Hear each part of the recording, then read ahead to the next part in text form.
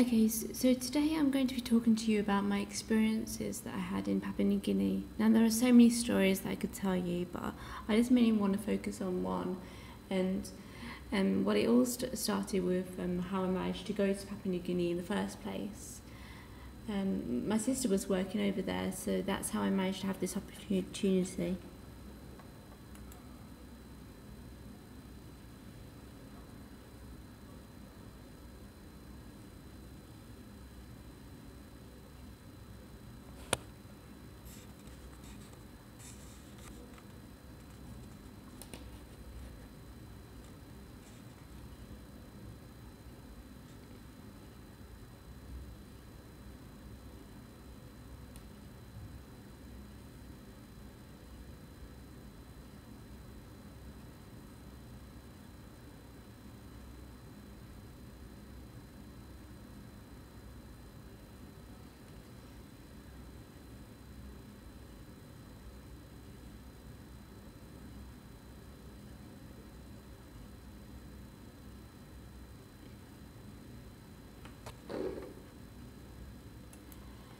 So, I had just finished my education and I was just about to go into the field of work. And my sister, she'd been working over there for about 2 years already, and she just asked me if I was interested in the opportunity to get some experience. So I contacted the Volunteer Overseas Service via VOS to see what opportunities there would be. VSO, sorry.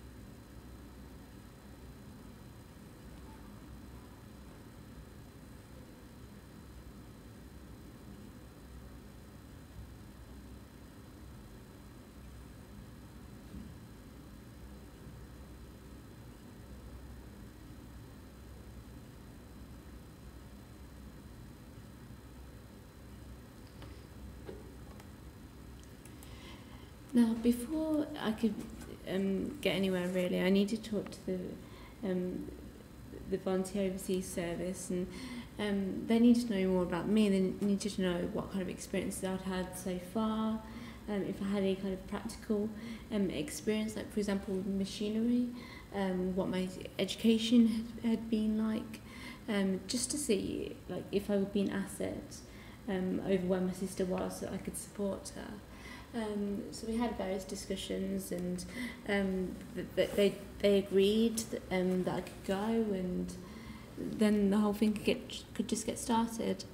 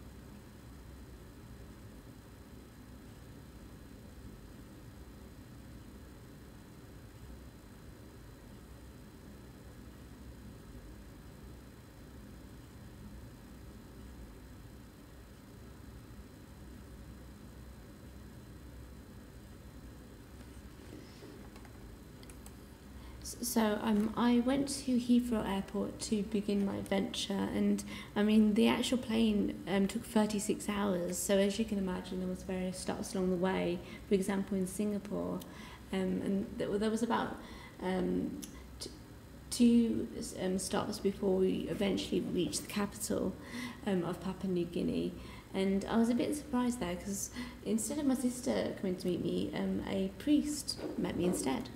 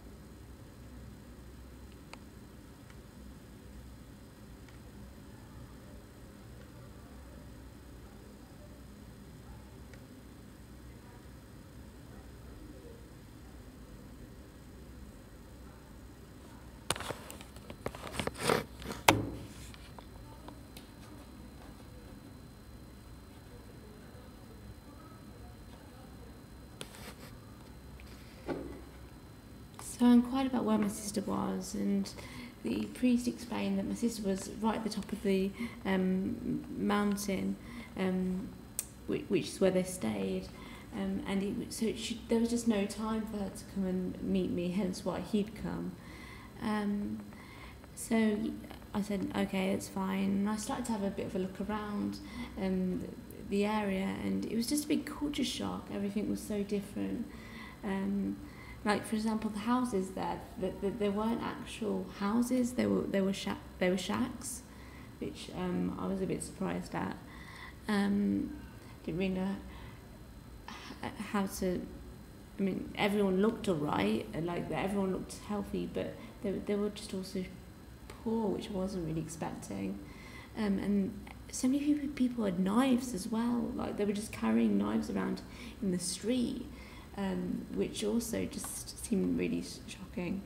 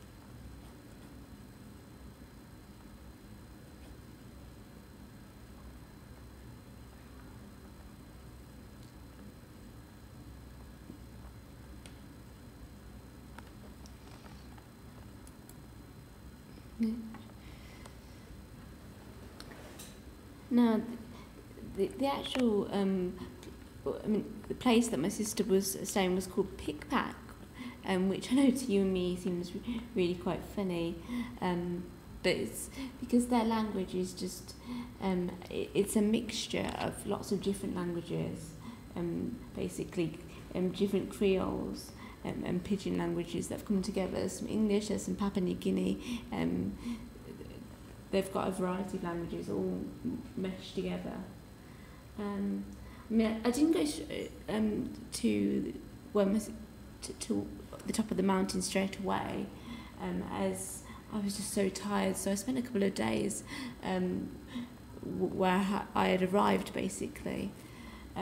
before going on this really long journey up the mountain in a car, which just took hours and hours. I was so tired.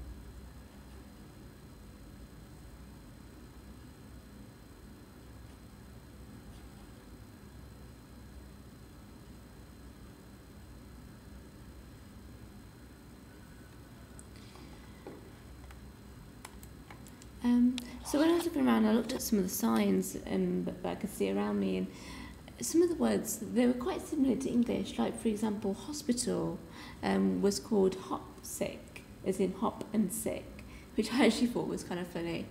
And toilets were called wee-wees, which again, you can kind of understand if you knew something, well, if you were an English speaker. And there was other words that I could kind of just catch out and seem similar to English. And that's when I thought, oh, I'm probably going to be all right here. I'm probably going to get along okay.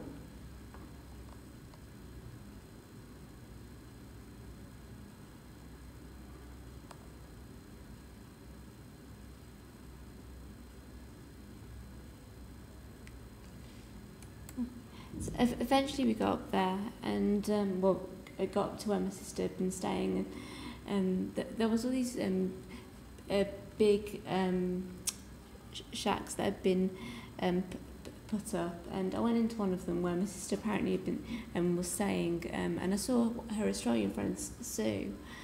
So I asked where she was and where my sister would be and everything, and it was explained to me that she was actually not here and she wasn't going to be back for a couple of days, which I was disappointed with.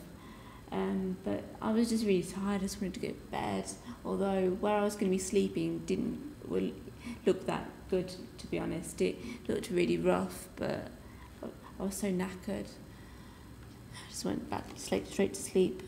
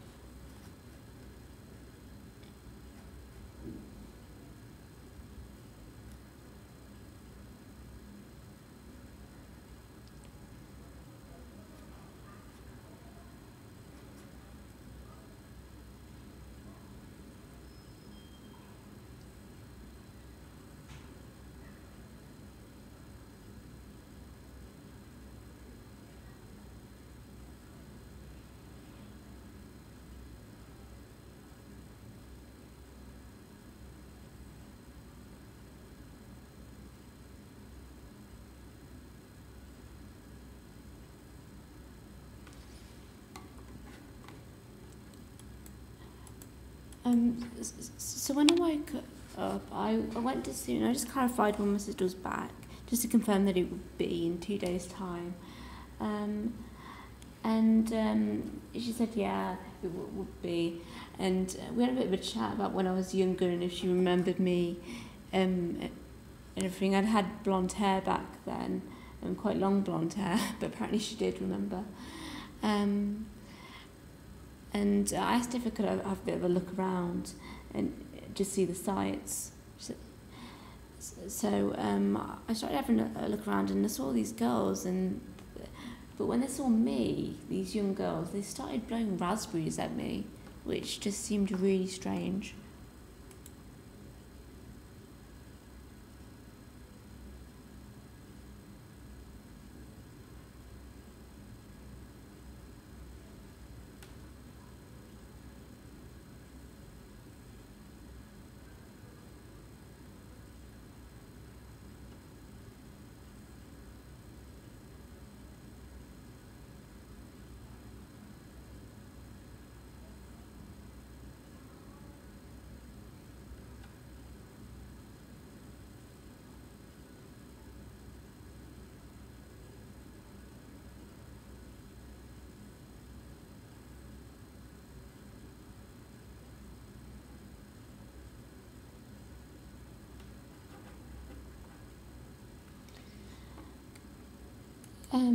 So I decided to blow a raspberry back at them, and then they just all seemed to run off into the trees. And I mean, sometimes they wanted me to go with them, and for the next couple of days I was blowing raspberries at them and watching them disappear into different directions. But something just didn't seem right. Something seemed a bit off. I mean, I wouldn't go with them into the trees, and it just started to feel a bit weird.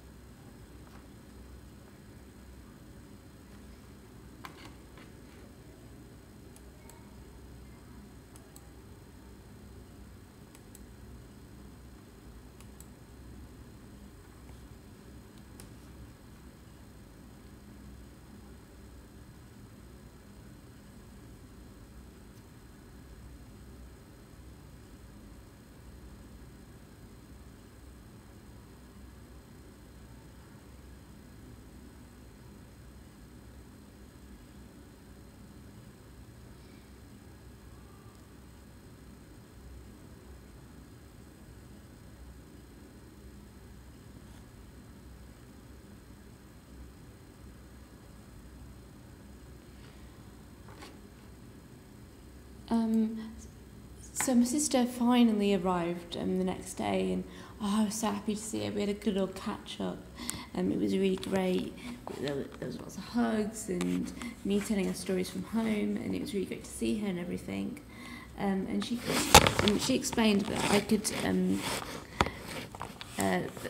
start working. That I had the information and the documentation to be able to start working now, which was great. And just as she was explaining all this, I remember that I need to ask her about this whole raspberry blowing thing. So I asked what on earth it was all about.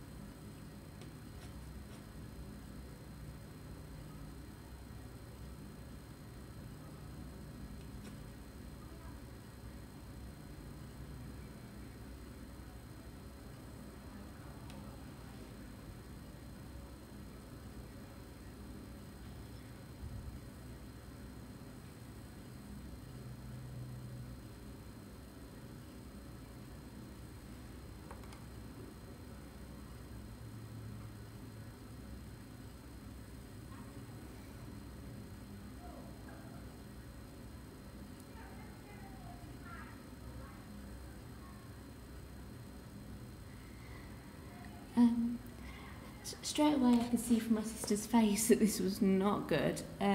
She kind of panicked and just asked me if I'd been playing raspberries back. I said, yeah, of course I played along, and that's when my sister got really frustrated and asked how many girls I'd been blowing raspberries to, and I wasn't sure. I mean, I don't know, maybe about 50. My sister really freaked out at this and explained that this meant I had about 50 wives, because blowing raspberries meant that you would be asking the person for sex. At this point I was panicked and asked my sister, how can I annul this, how can I stop this and everything, and she explained I had to go around and blink twice at each of the girls, and that would put a ban on it and put a stop to it. So for the next 3 days I was blinking twice at all the girls that I met, just to make sure that they all knew that I hadn't meant to blow a raspberry at them.